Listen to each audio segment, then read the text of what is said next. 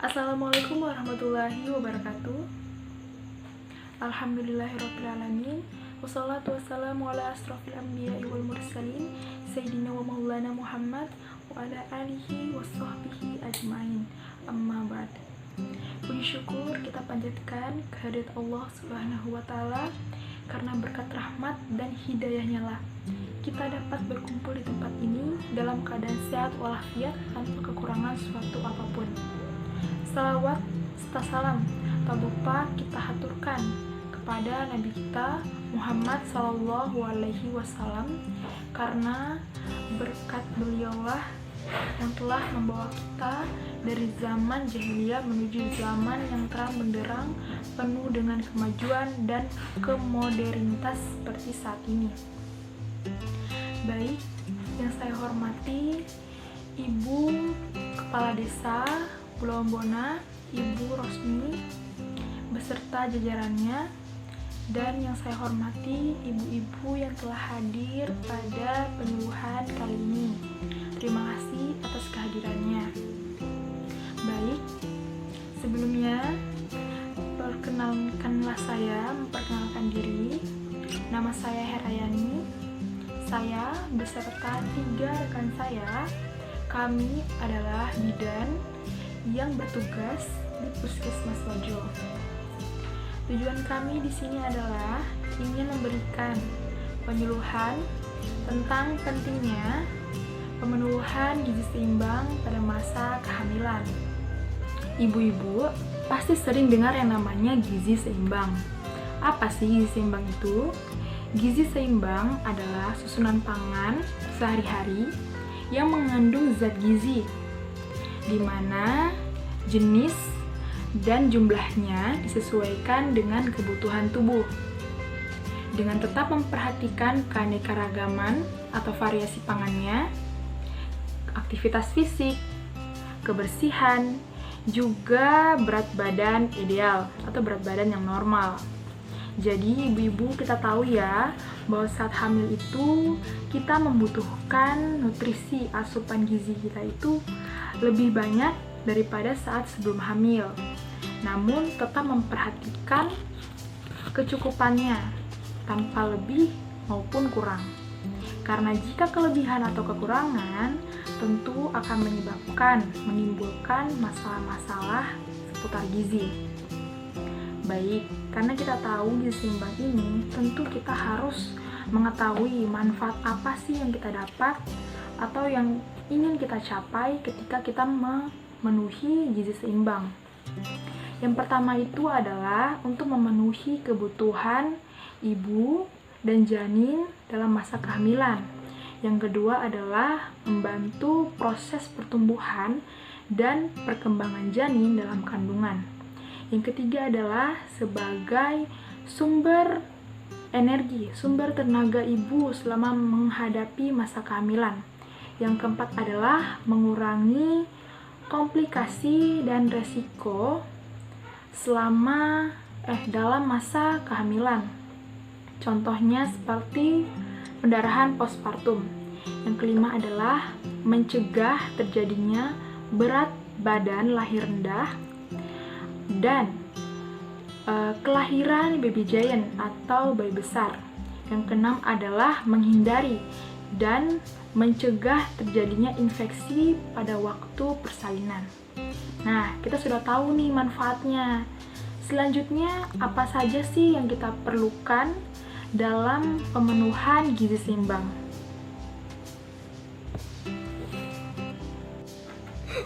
Yang pertama adalah karbohidrat.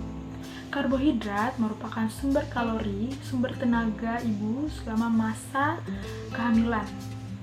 Sumber karbohidrat sendiri, yang utama itu yang sering kita makan ya, nasi, roti, ubi, umbi-umbian, kacang juga boleh.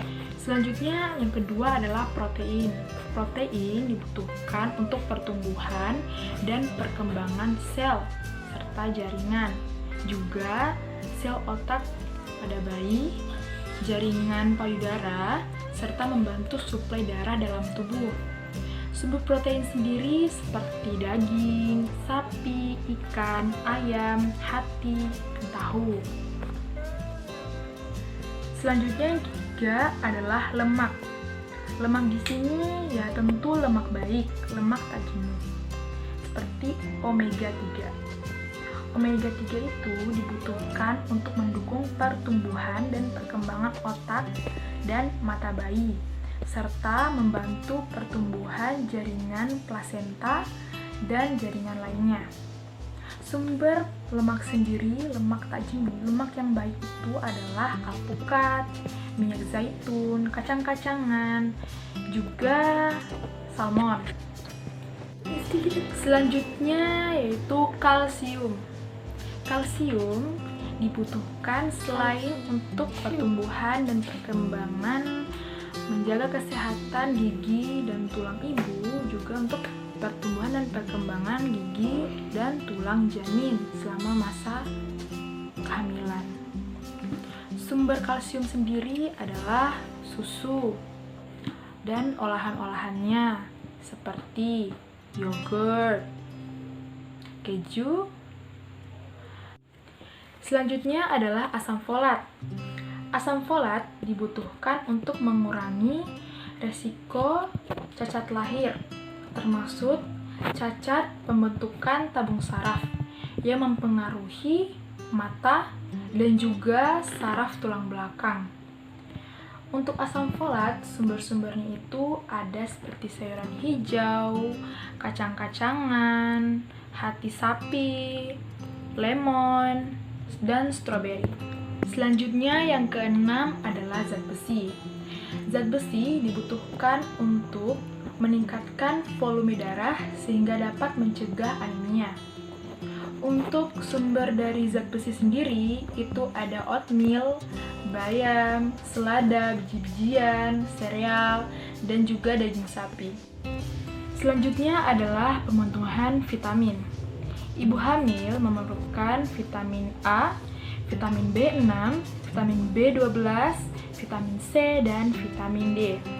Untuk vitamin A, manfaatnya sendiri adalah untuk menjaga kesehatan kulit, mata, serta tulang.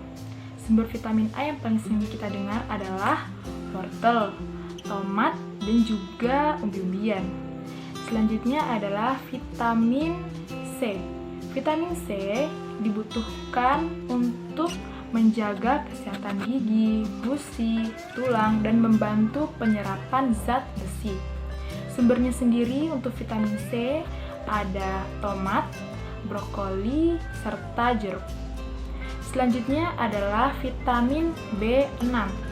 Vitamin B6 dibutuhkan untuk pembentukan sel darah merah dan juga meningkatkan efektivitas karbohidrat, protein, dan lemak. Untuk sumber vitamin B6 sendiri itu ada gandum, sereal, dan biji-bijian. Selanjutnya itu ada vitamin B12.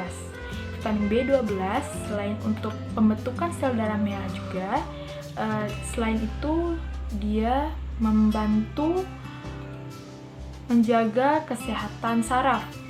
Untuk sumber vitamin B12 sendiri itu ada susu, daging, dan juga ikan. Yang terakhir adalah vitamin D. Vitamin D dibutuhkan untuk menjaga kesehatan tulang dan gigi. Selain itu membantu penyerapan kalsium. Untuk sumber vitamin D itu ada susu, roti, dan sereal. Itulah tadi jenis-jenis nutrisi yang harus dipenuhi selama masa kehamilan. Perlu diketahui bahwa apa yang ibu konsumsi itu harus seimbang, tidak boleh kurang dan tidak boleh lebih. Selain itu, selain memenuhi kebutuhan-kebutuhan gizi tadi, ibu juga harus memperhatikan apa yang perlu dimakan dan apa yang perlu dihindari maupun tidak dikonsumsi secara berlebih. Yang pertama itu, ibu harus banyak minum air putih, sekitar 3-4 liter per hari. Ini dibutuhkan selain mencegah dehidrasi, juga menjaga suhu tubuh agar tetap normal. Yang kedua, ibu hamil tidak boleh makan ikan, telur, maupun daging dalam keadaan mentah atau kurang matang. Kenapa? Karena makanan-makanan ini jika dikonsumsi dalam keadaan kurang matang, itu terdapat kuman yang tentu saja berbahaya. Selanjutnya, ibu hamil tidak boleh makan makanan yang mengandung pengawet. Dalam hal ini, mengurangi. Tidak boleh terlalu banyak makan makanan yang mengandung bahan pengawet, karena ini tentu berbahaya untuk kehamilan. Selanjutnya, mengurangi makan atau minuman yang mengandung garam tinggi dan kafein yang tinggi. Contohnya itu seperti kopi dan coklat, atau kalau untuk garam tinggi itu ya garam ya yodiumnya tinggi. Kenapa? Karena makanan-makanan tersebut dapat meningkatkan tekanan darah. Selanjutnya yaitu mengurangi makan makanan yang mengandung energi tinggi atau gula tinggi, seperti kue-kue yang manis, itu karena bisa menyebabkan berat badan berlebih. Selama masa pandemi COVID-19, ibu hamil dianjurkan untuk tetap menjaga kesehatannya, di mana selain pemenuhan gizi seimbang tadi untuk menjaga kesehatan dan stamina ibu juga dianjurkan untuk tetap menjaga kebersihan. Sering-seringlah mencuci tangan dan menjaga jarak dari orang-orang yang dicurigai memiliki gejala-gejala seperti flu, demam, dan batuk.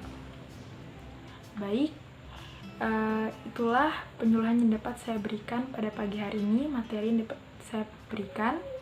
Apakah ada pertanyaan? Baik, sudah mengerti ya? Baik, untuk saya ingin evaluasi sedikit. Tadi untuk makanan yang mengandung asam folat, contohnya seperti apa? Betul, ikan, hati sapi, betul. Baik ya, saya rasa ibu-ibu sudah mulai paham apa saja yang dibutuhkan.